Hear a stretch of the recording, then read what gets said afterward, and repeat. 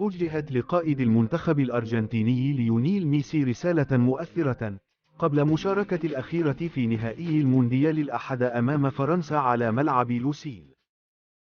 وقالت مونيكا دومينا، وهي معلمة ابتدائية في لاس هيراس، والتي أعجبت بمدى تقدم تلميذها في كرة القدم: لا أصدق أنني علمت هذا الصبي القراءة والكتابة.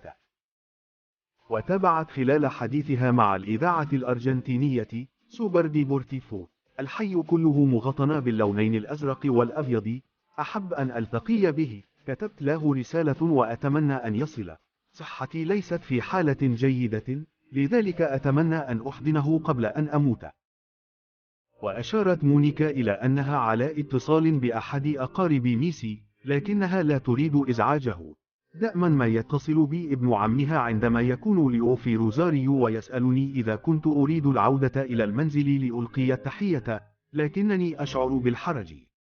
لكن الآن إذا جاء سأذهب لرؤيته على الفور، وآمل أن يقابلني عند الباب. وجاء في نص رسالتها لميسي: مرحبا يا ميسي، الحمد لله على كوني معلمتك، وشكرا لك لكونك تلميذي. شكرا لكونك على ما أنت عليه، لا تتغير أبدا، أنت شخص بسيط متواضع ورائع. وأضافت: شكرا على السماح لي بالشعور بالفخر لكوني جزءا من حياتك. شكرا على منحنى السعادة خلال تلك الأوقات الحزينة، ولأنك عرفت كيف تأخذ فريقك إلى ما هو عليه الآن. رؤيتك سعيدا هي سعادتي، كل توفيقي، نحن نحبك.